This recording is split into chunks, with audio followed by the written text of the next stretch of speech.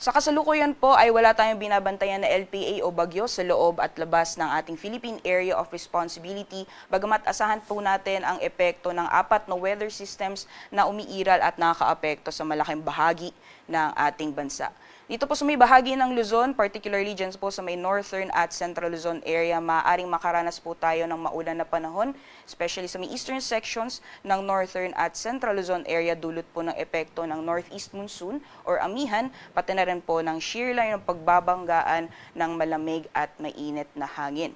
Meanwhile, dito naman po sa may bahagi ng Mindanao at Palawan, kung nakikita po natin itong mga kumpul na kaulapan na mamataan po natin sa ating latest na satellite animation, yan po yung Intertropical Convergence Zone or ITCZ, at magdudulot po ito ng mga pag-ulan sa may kanlurang bahagi or western sections ng Mindanao, pati na rin po sa may Palawan area.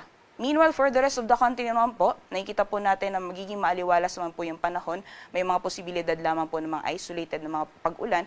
Ngunit dito po sa may eastern sections ng Visayas, pati na rin po ng Mindanao, kung nakikita po natin itong mga kumpul na kaulapan na kumikilos papalapit ng ating bansa, yan po yung easterlies or mainit na hangin na nanggagaling sa karagatang Pasipiko. At dahil po sa easterlies, maaari ngayong araw ay makakaranas din ng maulan na panahon sa may silangang bahagi ng Visayas at Mindanao.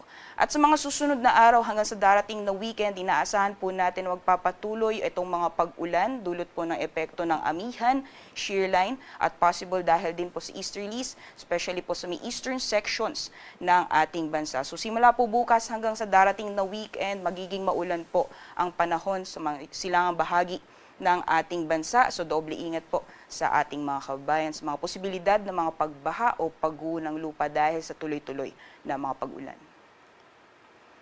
Nakuko tayo sa magiging lagay ng panahon ngayong araw dito po sa Luzon. Dulot po ng epekto ng hanging amihan, pati na rin po ng northeast monsoon, ay asahan po natin ang mga pag-ulan sa may eastern sections ng northern at central Luzon area.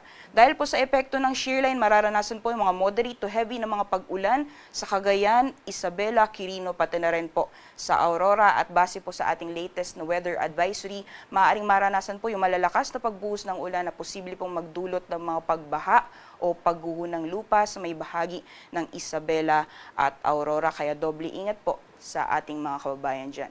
Meanwhile, for the rest of Cagayan Valley, pati na rin po dito sa Cordillera Administrative Region, mararanasan naman yung mga light to moderate naman na mga pag-ulan, dulot po ng epekto nitong hanging amihan.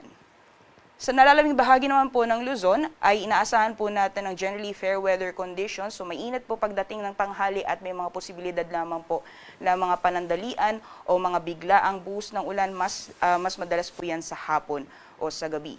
Dito po sa may Ilocos region, maaaring maranasan po yung mga isolated light rains, and for the rest of Luzon naman, mostly mga isolated thunderstorms o mga biglaang pagbuhos ng ulan ang mararanasan ngayong araw. Temperature forecast naman para sa mga piling syudad dito po sa Luzon, maaaring umabot po ng 30 degrees Celsius maximum temperatures ngayong araw dito po sa Lawag at 27 degrees naman dito sa Tuguegarao. Samantalang sa Legazpi, agwat po ng temperatura ay maglalaro na 24 hanggang 30 degrees Celsius, 15 to 21 degrees Celsius ngayong araw dito sa Baguio, 31 degrees Celsius maximum temperatures para naman sa Metro Manila, at dito po sa Tagaytay ay maglalaro na 21 hanggang 29 degrees Celsius. So magiging lagay naman po ng panahon sa nalalabing bahagi ng ating bansa, dito po sa may eastern sections ng Visayas at Mindanao, asahan po natin ang maulan na panahon, dulot po ng epekto nitong easterlies or mainit na hangin na nanggagaling sa karagatang Pasipiko. Hindi lamang po sa may eastern Visayas, Caraga, pati na rin po sa Davao Oriental, maaring magiging maulan din ang panahon sa may area ng Sorsogon. So doble ingat po sa ating mga kababayan dyan.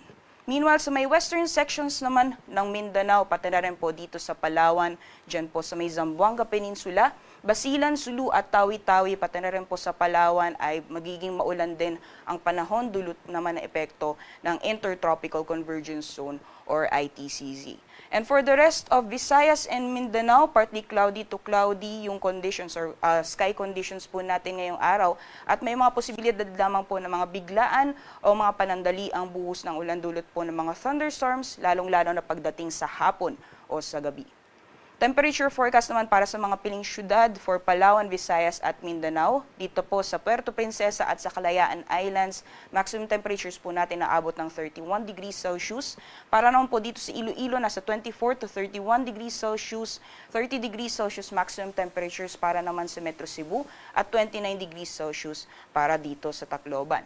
Meanwhile, for Mindanao naman po, yung agwat ng temperatura dito sa Zamboanga ay maglalaro mula 24 hanggang 31 degrees Celsius, 30 degrees Celsius para sa Cagayan de Oro maximum temperatures at 32 degrees Celsius maximum temperatures naman para sa Metro Davao.